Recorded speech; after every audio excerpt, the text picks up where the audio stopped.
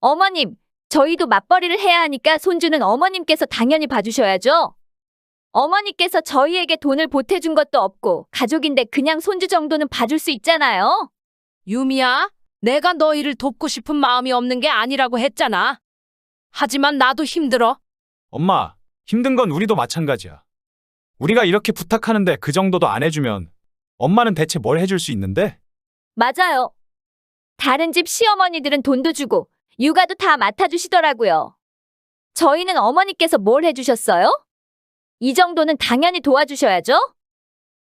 그럼 너희는 내가 이 나이에 주말까지 혼자서 손주 보는 게 당연한 일이라고 생각하니? 엄마, 솔직히 말할게. 우리가 이렇게 힘든데 엄마가 좀 희생할 수 없는 거야? 대출 이자 내느라 우리 정말 숨도 못 쉬겠어. 아들 부부는 저를 손주 키우는 기계처럼 당연하게 생각했지만 저는 결코 당연하지 않았습니다. 아들과 며느리의 뻔뻔함에 결국 저는 이런 결정을 내리게 되었죠. 제가 내린 결정이 잘한 건지 제 이야기를 끝까지 들어주시고 꼭 댓글로 알려주세요. 최영자 할머니의 사연 듣기 전 희극인생 구독과 좋아요, 알림 설정 부탁드립니다. 안녕하세요. 저는 인천에 사는 78세 최영자라고 합니다.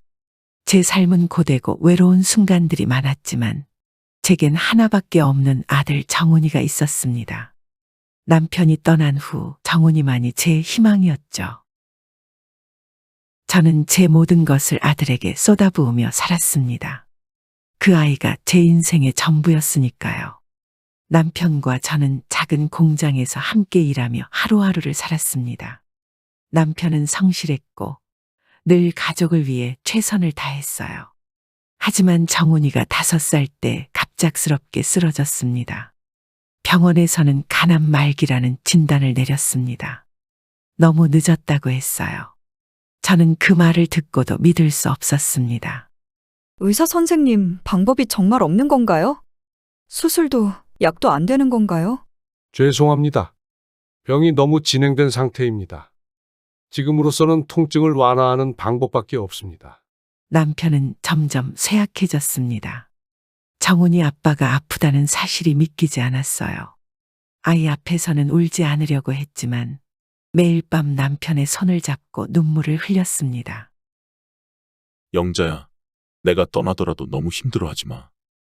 당신은 강한 사람이야. 정훈이를 잘 키워줘. 당신이 없으면 나 혼자 어떻게 해요? 정훈이가 아직 이렇게 어린데. 남편은 끝내 제 손을 잡고 숨을 거뒀습니다. 장례를 치르고 난 뒤 제 마음은 텅 비어버린 것 같았어요. 하지만 정훈이가 제 손을 꼭 잡으며 이렇게 말했죠. 엄마, 울지 마. 내가 커서 엄마 힘들게 안 할게. 엄마랑 나 둘이서 잘 살자. 그 말을 듣고 마음을 다잡았습니다. 내 아이를 위해서라면 뭐든 할 수 있겠다고 생각했어요. 저는 다시 공장으로 돌아가 일을 시작했습니다. 남편이 떠난 뒤 정훈이를 키우기 위해 낮과 밤을 가리지 않고 일했습니다. 새벽부터 저녁까지 공장에서 일하고 주말에도 청소 아르바이트를 했습니다. 아이를 제대로 먹이고 입히려면 쉴 수가 없었어요. 정훈아, 오늘 학교에서 뭐 배웠니? 엄마는 네 이야기 듣는 게 제일 좋아. 엄마, 오늘 선생님이 달리기 잘한다고 하셨어. 그래? 우리 정훈이 정말 잘했다. 엄마가 간식도 해줄게. 가끔은 너무 힘들어서 쓰러지고 싶을 때도 있었습니다. 하지만 정훈이의 얼굴을 보면 그 모든 고통이 잊혀졌어요. 아이가 저를 자랑스러워할 수 있도록 더 열심히 살아야겠다고 다짐했습니다. 엄마, 내가 빨리 커서 엄마 대신 일할게요. 그래, 언젠가 네가 엄마를 도와줄 날이 올 거야. 하지만 지금은 공부 열심히 해야 해. 정훈이는 제 바람대로 잘 자라주었습니다. 중학교에 들어가서도 성실했고 고등학교 때는 성적도 늘 상위권이었어요. 학원비가 부담스러웠지만 저는 아이를 위해 아무리 힘들어도 돈을 아끼지 않았습니다. 정훈아, 이번 학기 학원비가 좀 올랐다는데 괜찮겠니? 엄마가 일 좀 더 하면 될 것 같아. 엄마, 학원 끊어도 돼요. 나 혼자 공부할게. 아니야. 네가 필요한 건 엄마가 다 해줄게. 넌 공부만 잘하면 돼. 시간이 흘러 정훈이가 대학을 졸업하고 첫 직장을 구했을 때가 떠오릅니다. 그날 저는 정말 기뻤습니다. 아이가 이제 어엿한 사회인이 되었구나 싶었죠. 그동안의 고생이 모두 보상받는 기분이었어요.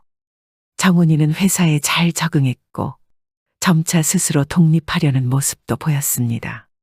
그런 아들을 보며 저는 하루하루가 보람찼습니다. 엄마, 오늘 회사에서 기분 좋은 날이었어요. 상사분이 제 보고서를 보고 정말 잘했다고 하셨어요. 그래? 우리 정훈이 정말 대단하다. 엄마는 네가 항상 자랑스럽구나. 다 엄마 덕이에요. 엄마가 열심히 저 키워주시지 않았으면 여기까지 못 왔을 거예요. 그런 소리 하지 마라. 네가 열심히 한 결과지. 엄마는 그저 내니 잘 되는 걸 바라볼 뿐이야.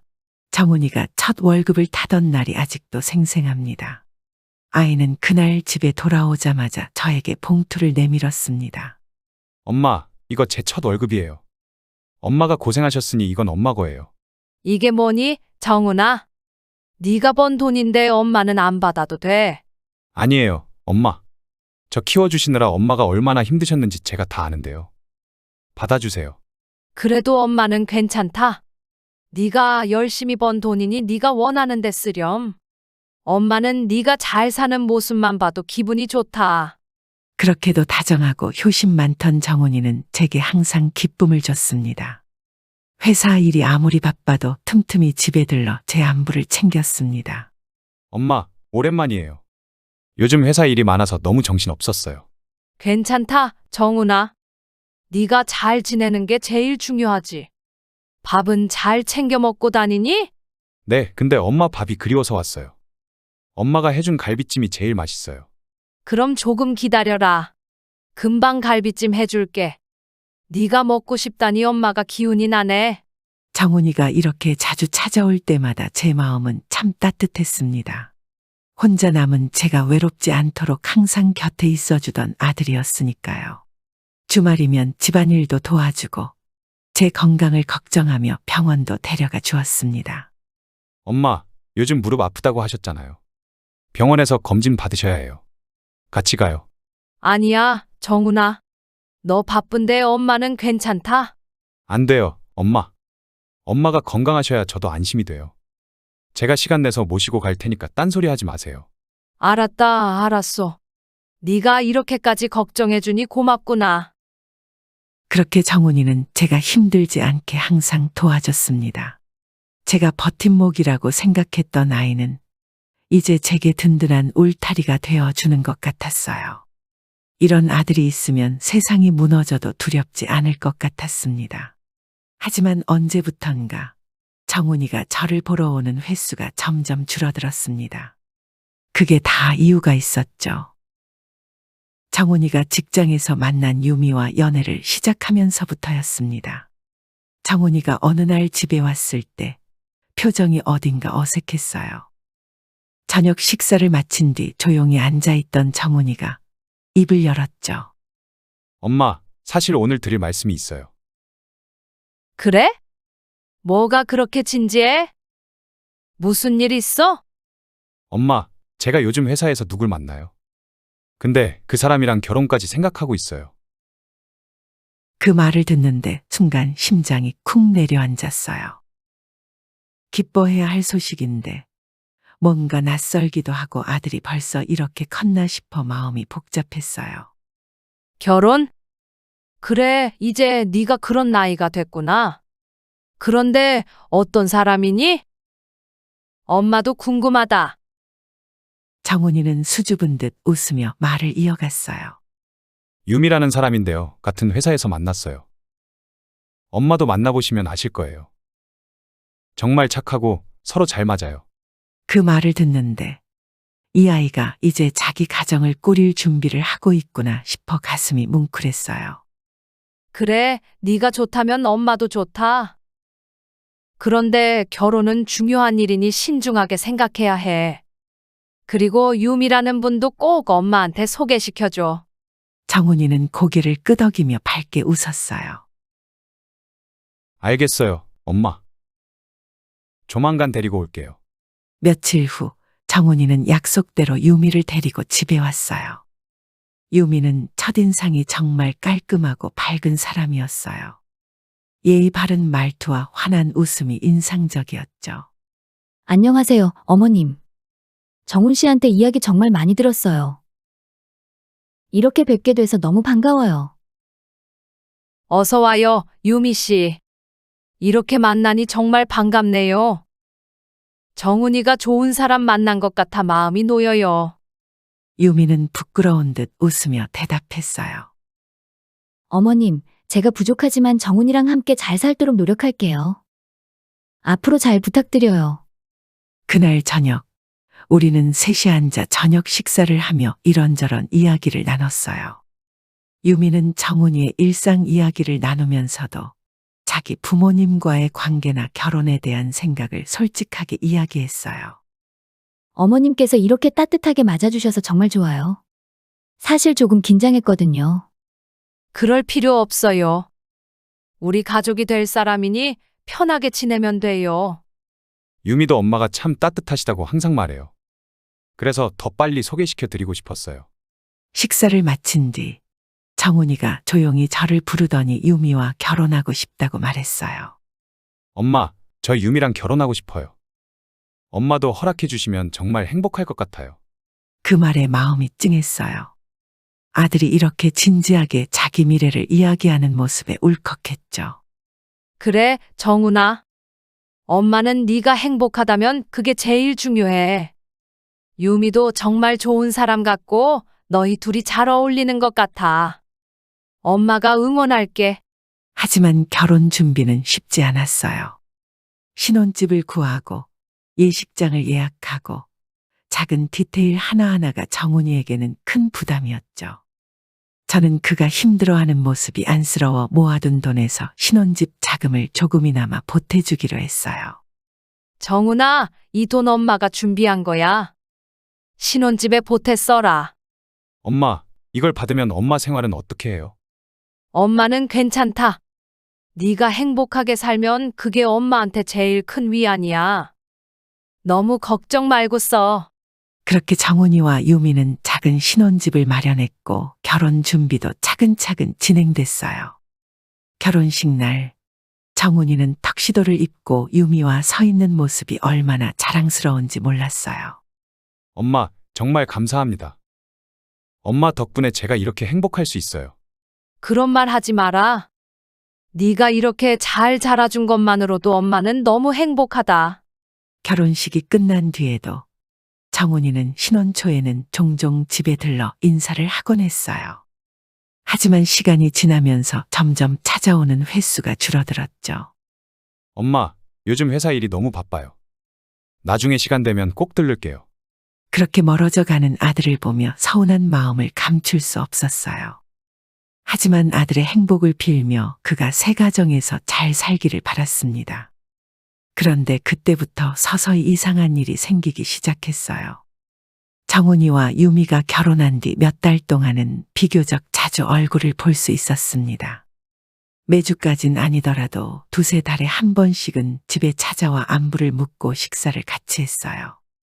그런데 어느 순간부터 둘의 발길이 뜸해지기 시작했습니다. 처음에는 신혼집을 꾸리느라 바쁠 거라 생각하며 이해하려 했습니다. 어느 날 오랜만에 정훈이와 통화하게 되었습니다. 정훈아, 요즘 어떻게 지내니? 왜 이렇게 얼굴을 보기 힘들어? 엄마는 너희가 잘 사는지 궁금해서 전화했어. 엄마, 저희 잘 지내요. 요즘 회사 일이 많아서요. 유미도 일이 많고 저도 정신이 없어서 못 갔어요. 죄송해요. 그래도 네가 아들인데 얼굴 좀 자주 보여주면 엄마가 얼마나 좋겠니? 유미도 데리고 밥 먹으러 와라. 네, 알겠습니다. 시간 내서 조만간 한번 찾아뵐게요. 정훈이는 그렇게 말했지만 그 이후로도 찾아오는 일은 없었습니다. 시간이 지나며 명절이나 아버지 제사 같은 중요한 날에도 오지 않게 되니 점점 걱정이 되기 시작했습니다. 몇 달 후 집 근처에서 장을 보고 오는데 우연히 유미와 마주치게 되었습니다. 유미야, 여기 웬일이니? 장 보러 온 거야? 네, 어머님. 회사에서 좀 일찍 끝나서 장 보러 왔어요. 그래, 잘 지내지? 정훈이도 요즘 바쁘니? 네, 바빠요. 요즘 일이 많아서요. 저희가 요즘 시간 내기가 참 어렵네요. 유미는 웃으며 대답했지만 어딘가 표정이 억지스러운 느낌이 들었습니다.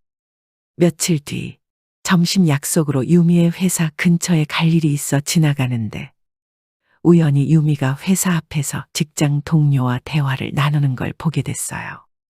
나도 아직도 나이 먹었어도 시댁 가는 거 부담스러워. 유미 씨는 신혼이니까 당연히 시댁에 가는 걸 부담스러워 하겠지. 나도 그러는데 요즘 젊은 사람들이 명절 때 얼마나 시댁 가는 걸 좋아하겠어? 그러게요. 저희 살기도 팍팍한데 시댁까지 챙겨야 하니까 요즘 들어서 자꾸 부담감이 느껴져요. 유미의 말을 듣는 순간 뭔가 가슴이 먹먹해졌습니다.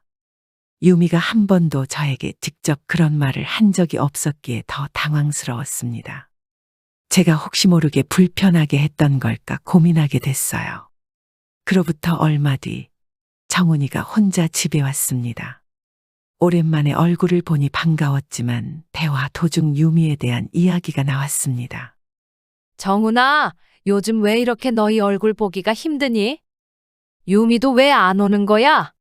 엄마, 유미가 요즘 회사 일도 바쁘고 스트레스를 많이 받아요. 그래도 자주 보러 와야지. 아버지가 살아계셨으면 너희가 이렇게 멀리 떨어져 있는 걸 서운해 하셨을 거야. 엄마, 요즘은요, 유미가 자꾸 친구들하고 저희를 비교해요. 친구들은 명절에도 시댁에 잘 안 가고 다들 자기 부모님한테도 잘 안 가니까 명절 부담이 없대요. 뭐? 시댁이 부담스럽다고? 내가 너희한테 뭘 그렇게 요구했니? 엄마, 그런 뜻은 아니고 그냥 요즘 트렌드가 그래요.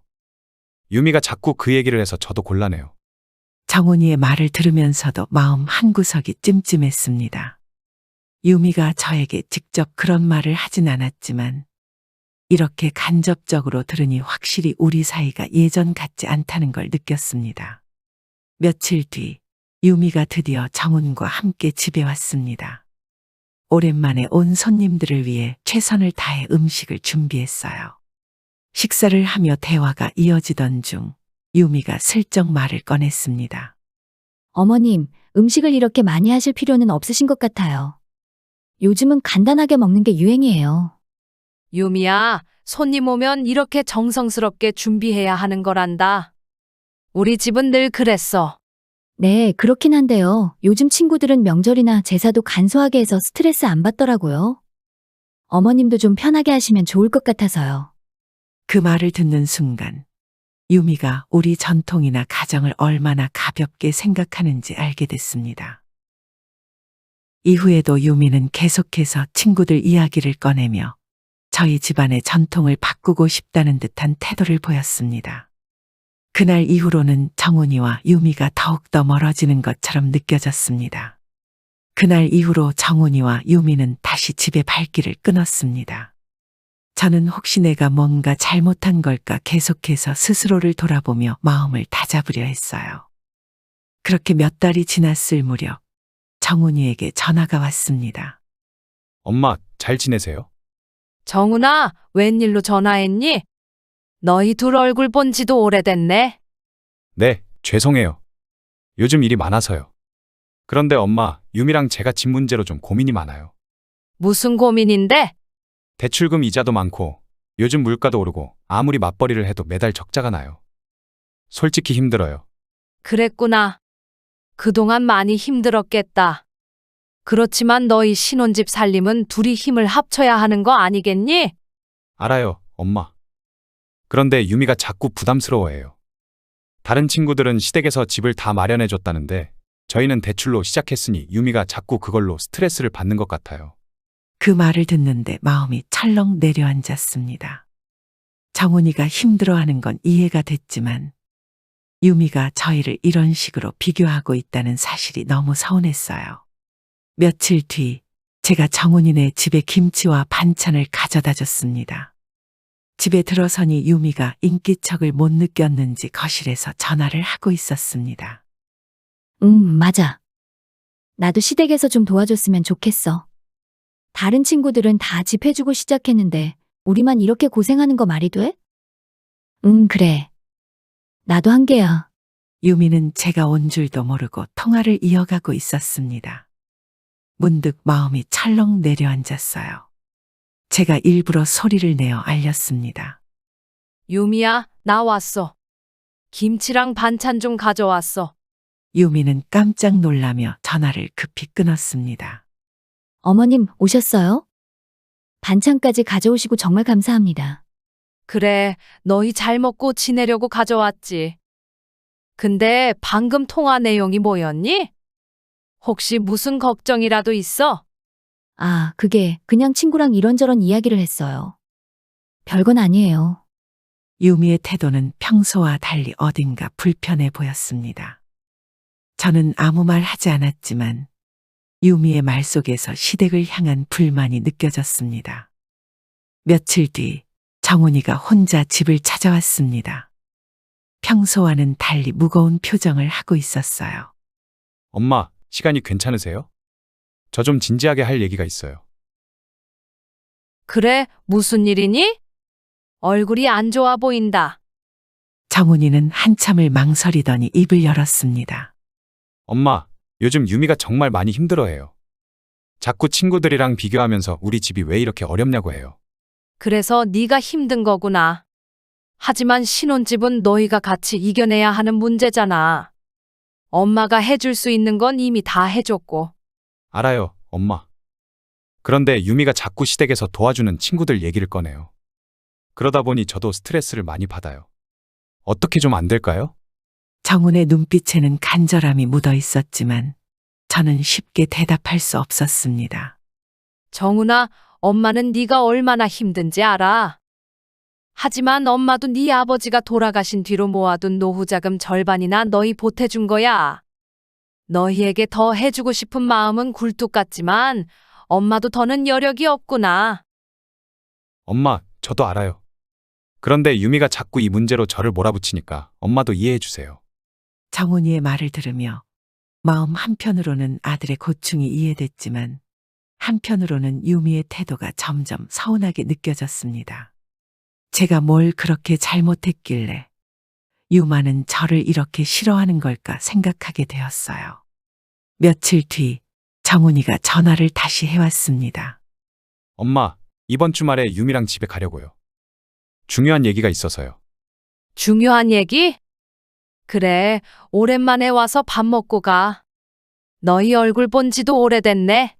전화가 끊긴 뒤 저는 설렘 반 걱정 반이었습니다. 중요한 이야기가 무엇일지 궁금하기도 했고 혹시 또 돈 얘기일까 싶어 마음이 조금 무거웠습니다. 주말이 되자 정훈과 유미가 집으로 왔습니다. 평소보다 차려입은 모습에 뭔가 좋은 소식을 전하려는 건가 싶었습니다. 식탁에 앉아 식사를 하며 정훈이가 말을 꺼냈습니다. 엄마, 오늘은 정말 기쁜 소식을 전하려고 왔어요. 기쁜 소식? 무슨 소식인데 그래? 빨리 말해봐. 어머님, 저희에게 아기가 생겼어요. 그 말을 듣는 순간 저는 수저를 내려놓고 두 사람을 번갈아 쳐다보았습니다. 아기? 정말이니? 세상에, 우리 집에 드디어 손주가 생기네. 유미야, 축하한다. 너무 잘 됐다. 엄마도 기뻐하시니 저희도 안심이에요. 저희도 처음에는 얼떨떨했는데 이제는 기대가 돼요. 그럼 그렇지. 이렇게 좋은 소식을 왜 이제야 전했니? 건강 관리 잘해야 한다, 유미야. 첫 아이니까 조심 또 조심해야 해. 저는 너무 기뻐서 두 사람을 꼭 안아주었습니다. 며칠 뒤 정훈이와 유미가 다시 집에 찾아왔습니다. 이전보다 조금 무거운 표정이었습니다. 차를 마시며 이야기를 나누던 중 정훈이가 말을 꺼냈습니다. 엄마, 사실 오늘은 고민 상담을 하러 왔어요. 고민 상담? 무슨 일이야? 너희 둘이 힘든가 보네. 네, 엄마도 아시겠지만 저희가 대출금도 많고 생활비도 빠듯하거든요. 그래서 맞벌이를 계속해야 하는데 아이를 키우는 게 걱정이에요. 맞아요, 어머님. 요즘 다들 할머니나 친정어머니가 손주를 봐주면서 맞벌이 하더라고요. 저희도 어머님께 부탁드리면 어떨까 싶어서요. 저는 그 말을 듣는 순간 너무 당황해서 잠시 말을 잊었습니다. 뭐라고? 너희는 내가 손주를 봐줬으면 좋겠다는 거니? 엄마, 우리가 이런 부탁을 쉽게 하는 게 아니에요. 진짜 방법이 없어서 그런 거잖아요. 엄마가 좀 도와주시면 좋겠어요. 하지만 내가 나이도 있고 체력도 예전 같지 않아. 아기를 키우는 게 쉬운 일이 아니잖아. 어머님, 저희도 어머님이 힘드신 건 이해해요. 그런데 다른 방법이 없어요. 대출금도 갚아야 하고 생활비도 빠듯해서 맞벌이를 안 하면 저희가 살 수가 없어요. 그날 밤 저는 혼자 앉아 한숨을 내쉬었습니다. 정훈이와 유미의 말이 계속 귓가에 맴돌았습니다. 내가 정말 손주를 키워줘야 하는 걸까? 내가 아니면 이 아이들을 도와줄 사람도 없을 텐데. 그래도 내가 이 나이에 아기를 감당할 수 있을까? 저는 창밖을 바라보며 눈물을 삼켰습니다. 돈도 못 도와줬는데 손주를 돌보는 것 정도는 해야 하는 게 아닐까 하는 마음과 나는 줄 만큼 줬으니 손주를 돌봐주지 않아도 된다는 마음이 부딪히며 혼란스러웠습니다. 며칠을 고민하던 끝에 저는 결국 정훈과 유미의 부탁을 받아들이기로 했습니다. 마음은 무거웠지만 내 손주를 외면할 수는 없었습니다. 정훈아, 유미야. 내가 많이 부족하고 힘도 예전 같지 않지만 손주를 돌봐주기로 했다. 너희가 힘든 상황이라는데 내가 외면할 수는 없지. 정훈이와 유미는 갑자기 밝아진 얼굴로 손을 맞잡으며 저에게 고맙다는 말을 쏟아냈습니다. 엄마, 진짜 감사합니다. 엄마가 이렇게 말해주시니까 마음이 놓여요. 어머님, 저희 열심히 살게요. 어머님 덕분에 이제야 조금 숨통이 트일 것 같아요. 아이들의 감사 인사가 이어졌지만 제 마음은 여전히 무거웠습니다. 손주를 돌보는 일이 얼마나 힘들지 또 제 몸이 버틸 수 있을지 걱정이 앞섰습니다. 하지만 두 사람의 진심 어린 감사 인사에 그저 고개를 끄덕이며 받아들이기로 했습니다. 몇 달 후 드디어 손주가 태어났습니다. 병원에서 아기의 울음소리를 듣는 순간 제 가슴은 벅차올랐습니다. 처음 손주를 안아보며 눈물이 날 뻔했습니다. 우리 손주야, 네가 이렇게 건강하게 태어나서 얼마나 기쁜지 몰라. 할머니는 너만 있으면 아무것도 필요 없어. 엄마, 진짜 예쁘죠? 저희도 아직 얼떨떨한데 엄마가 있어서 든든해요. 어머님, 저희 손주 잘 키울게요. 어머님도 손주 많이 사랑해주세요. 저는 두 사람을 꼭 안아주며 기쁜 마음을 감추지 못했습니다. 하지만 이 기쁨은 그리 오래가지 않았습니다. 손주가 태어난 뒤 처음 며칠은 정말 행복했습니다. 정훈이와 유미가 함께 아기를 돌보는 모습을 보면서 비록 힘들어도 이 가족이 서로 의지하며 잘 살 수 있겠다는 희망이 생겼습니다. 하지만 몇 주가 지나자 그 희망은 무너져 내렸습니다. 정훈이와 유미는 점점 더 바빠졌고 맞벌이 핑계를 대며 아이를 돌보는 일을 저에게 전적으로 맡기기 시작했습니다. 어머님, 저희가 요즘 회사 프로젝트 때문에 너무 바빠요. 오늘도 퇴근이 늦을 것 같아요. 아이 좀 잘 봐주세요. 그래, 바쁘다니 어쩔 수 없지. 조심해서 다녀와라. 그렇게 아침부터 밤늦게까지 아이를 돌보는 일이 저의 일상이 되어버렸습니다. 처음에는 그저 사랑스러운 손주를 위해 참고 견뎠습니다. 하지만 시간이 갈수록 아이들의 태도는 당연함으로 변해갔습니다. 정훈이와 유미는 점점 더 당연하다는 듯 저에게 부탁을 하기 시작했습니다. 처음에는 미안해하며 조심스럽게 부탁하던 아이들이 이제는 완전히 다른 태도를 보였습니다. 저는 이미 지칠 대로 지쳐 있었고 마음속 서운함은 날이 갈수록 커졌습니다. 어느 날 저녁, 정훈과 유미가 아이를 데리러 왔습니다. 저는 그날도 종일 아기를 돌보느라 끼니조차 제대로 챙기지 못한 상태였습니다. 정훈아, 유미야. 요즘 내가 정말 많이 힘들다. 너희도 알겠지만 아기를 돌보는 게 보통 일이 아니야. 당분간만이라도 너희가 시간을 좀 나눠서 봐주면 안 되겠니? 정훈이는 짐짓 피곤한 표정을 지으며 한숨을 내쉬었습니다. 엄마, 우리도 지금 힘들어요. 회사 일이 너무 바빠서 퇴근하면 기진맥진이에요. 주말에는 쉬어야 겨우 다시 일할 힘이 나요. 맞아요, 어머님. 저희도 어머님 덕분에 간신히 버티고 있는 거예요. 어머님께서 조금 더 힘내주시면 저희도 감사할 따름이에요. 저는 그들의 말을 듣고 잠시 말문이 막혔습니다. 그래도 내가 너무 힘들어서 그래. 너희가 주말 하루라도 봐주면 나도 조금이라도 쉴 수 있을 것 같아서 하는 말이야. 유미는 대답 대신 눈을 피하며 작은 한숨을 내쉬었고 정훈이 대답했습니다. 엄마, 우리 상황도 좀 이해해 주세요. 엄마가 손주 봐주는 게 우리한테 얼마나 큰 도움이 되는지 몰라요? 엄마가 안 도와주면 우리는 어떻게 하겠어요? 아이들의 말투는 차가웠습니다. 그날 밤 저는 한참 동안 잠을 이루지 못했습니다. 아이들의 태도는 마치 제가 손주를 봐주는 게 당연하다는 듯 보였습니다. 내가 너무 쉽게 아이를 맡아주겠다고 했던 걸까? 이 아이는 사랑스럽지만 왜 나만 이렇게 힘들어야 하는 걸까? 그런 생각이 머릿속을 떠나지 않았습니다. 며칠 후 정훈이와 유미는 또 늦은 밤이 되어서야 집으로 찾아왔습니다. 그날도 저는 하루 종일 손주를 돌보느라 제대로 앉아있지도 못하고 겨우 저녁 창거리로 죽 한 그릇을 끓여 먹고 있었습니다. 손주의 울음소리는 계속됐고 손목과 허리가 쑤셔왔습니다. 정훈이와 유미가 들어오자마자 저는 한숨을 내쉬었습니다. 왔니? 오늘 하루도 정말 힘들었다. 아이가 계속 울고 보채서 내가 앉아있을 틈도 없었어.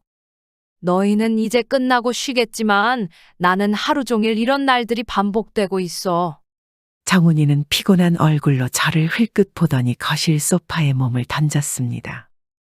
유미는 그런 정훈이의 가방을 받아들고 아무 말 없이 주방으로 들어갔습니다. 엄마, 우리도 하루 종일 일하고 왔잖아. 엄마가 힘든 건 알겠는데 우리가 도와줄 수 있는 게 뭐가 있겠어? 저는 잠시 말을 잃었습니다.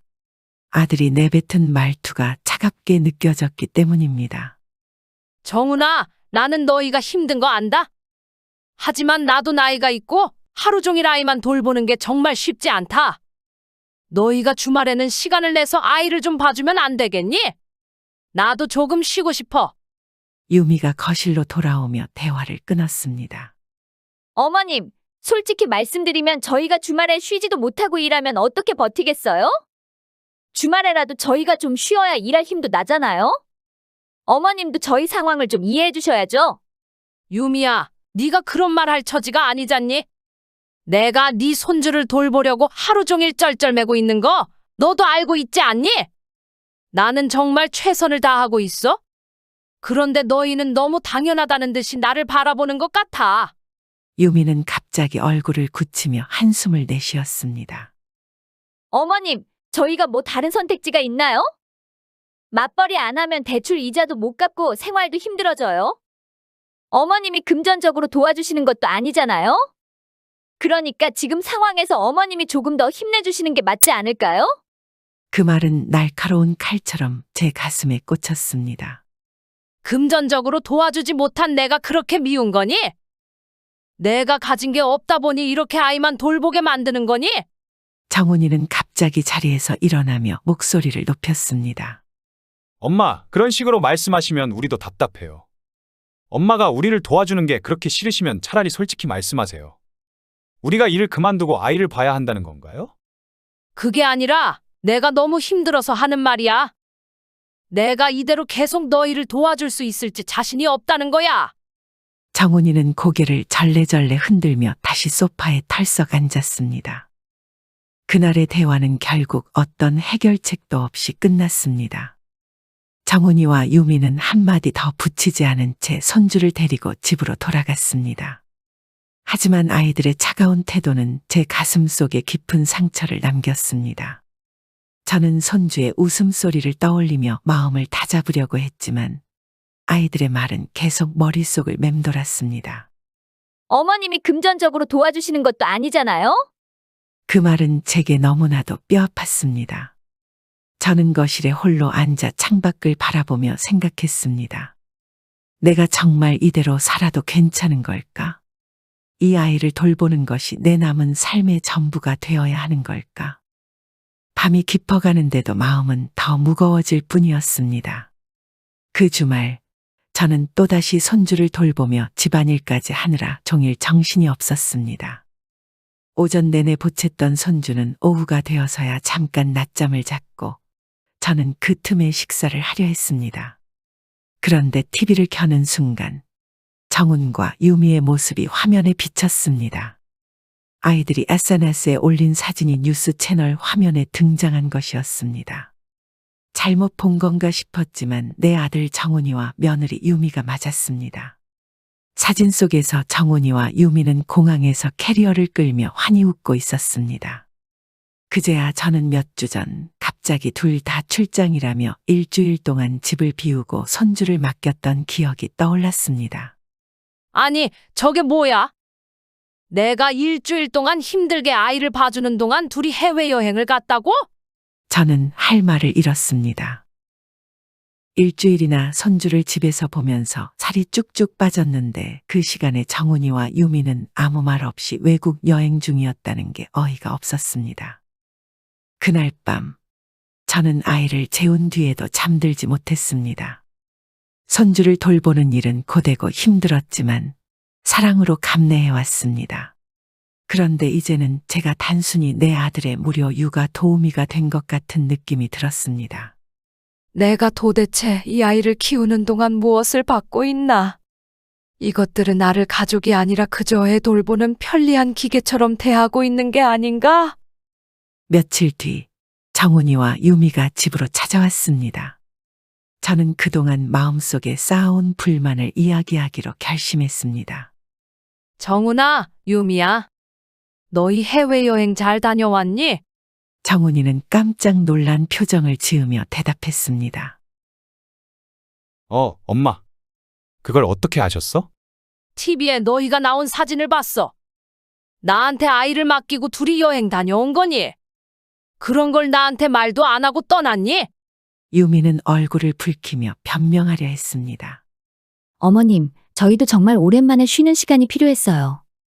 육아와 맞벌이로 얼마나 힘든지 아시면 이해해 주실 거라고 생각했어요. 그래, 너희가 힘들겠지. 하지만 나는 안 힘드니? 나도 매일 손주를 돌보면서 쉬는 시간 하나 없는데 너희는 주말마다 데이트를 하고 심지어 나에게 출장이라고 속여서 해외여행까지 갔다 오다니. 그런 행동이 당연하다고 생각하니? 정훈이는 난처한 표정을 지으며 대답했습니다. 엄마, 그게 아니고 우리가 엄마한테 너무 많은 걸 해달라는 것도 아니잖아. 그리고 엄마도 나이 먹어서 할 것 없는데 손주 보면서 힐링하고 좋잖아. 정훈이의 뻔뻔한 대답에 저는 더는 참을 수 없었습니다. 이제 그만하자. 내가 더는 손주를 키울 수 없다. 너희가 정말 이 아이를 내가 계속 돌봐주길 원한다면 내가 아이를 키운 시간만큼 육아 비용을 주거나 최소한 우리 집안일을 너희가 맡아주는 조건이 있어야 한다. 그렇지 않으면 더는 못하겠다. 유미는 당황한 표정으로 저를 바라보았습니다. 어머님, 그건 너무 하시는 거 아니에요? 저희도 이렇게 어렵게 사는데 어떻게 그런 요구를 하세요? 너희가 어렵게 사는 것만 힘든 줄 아니? 나는 이 나이에 손주를 하루 종일 돌보면서 너희 집 안 해줬다는 이유로 이렇게 아무런 대가도 없이 살아야 하니? 내가 너희 부모고 이 아이의 할머니라고 해서 당연하게 생각하지 마라. 정훈이는 한동안 아무 말도 하지 못하고 고개를 숙였습니다. 그날 이후 저는 손주의 돌봄을 완전히 멈추기로 했습니다. 정훈이와 유미는 몇 차례 더 저를 찾아와 설득하려 했지만 제 결심은 흔들리지 않았습니다. 저는 아이들에게 이렇게 말했습니다. 너희가 나를 진심으로 생각하고 나를 배려한다면 이야기는 달라질 수 있어.